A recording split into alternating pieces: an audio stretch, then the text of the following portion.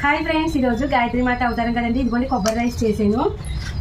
ఇప్పుడు ఇది నేను ఏంటంటే దేవుడికి అమ్మవారికి నైవేద్యం పెట్టగా ఒక 5 మందికి నేను ప్రసాదం పంచాలనుకుంటున్నాను అనమాట బయట.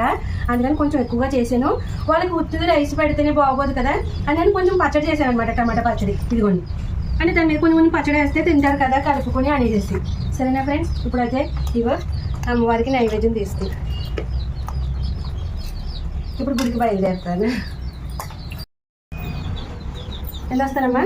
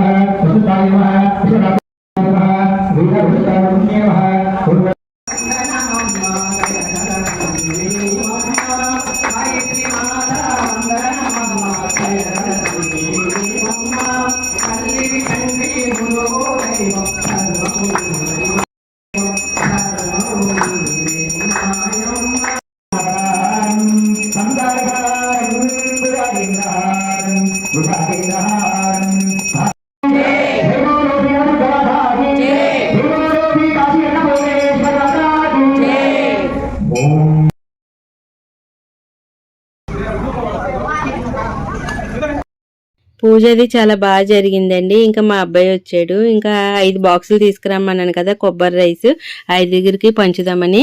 అదిగో పార్క్ దగ్గర ఒక ఆయనకి, ఇక్కడ 3 పిల్లలు ఒక అబ్బాయికి ఇచ్చానండి. 3 తింటామంటేని ఇక్కడ బస్ స్టాప్ లో ఒక ఆయనకి.